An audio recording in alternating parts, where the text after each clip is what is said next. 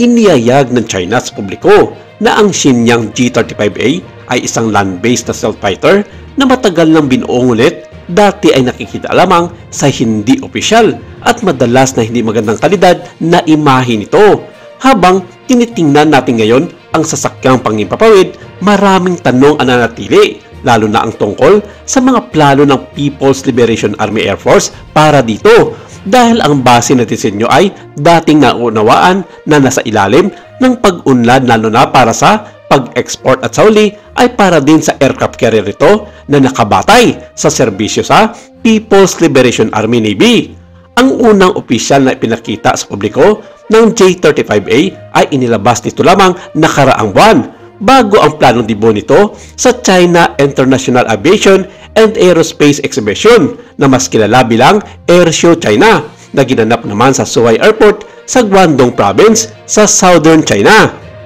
Marami na ang ginawa ng China sa pag-research nito sa mga pagkakatulad sa pagitan ng J-35,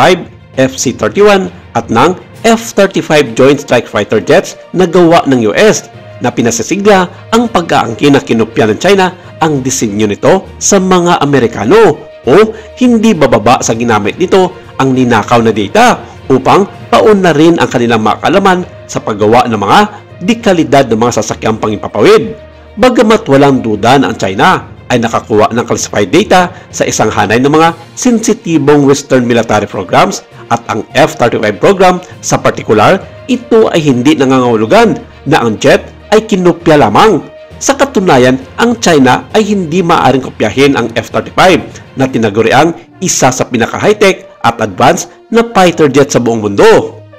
Maaari nitong tularan ang pakalatang disenyo nito at mga bahagi na knockoff at ilang particular na teknolohiya na maaari nitong kopyahin at may data o panggawin ito. Ngunit ang idea na ito ay isang direktang kopya ay tahasang mali at isang karaniwang trophy pagdating sa paghahambing ng dayuhang hardware ng militar na may mga disenyo ng USA. Sa naturang airshow sa Zhuhai, marami ang dumalo ng mga matataas na pinuno ng militar sa buong mundo, kabilang na dito ang United Arab Emirates, Saudi Arabia, Egypt, Iran at ilan sa mga bansa sa Timog Afrika. Pero nauna nang sinabi ni General Turki bin Bandar bin Abdulaziz, ang pinuno ng Saudi Arabian Air Force, na sa ngayon ay wala pa silang balak na bumili ng mga gamit militar ng China. Partikular na dito ang kanilang ipinagmamalaki na J-35A fighter jets dahil isinaalang-alang nila ang kalidad ng nasabing mga sasakyang pangimpapawid ng bansang China.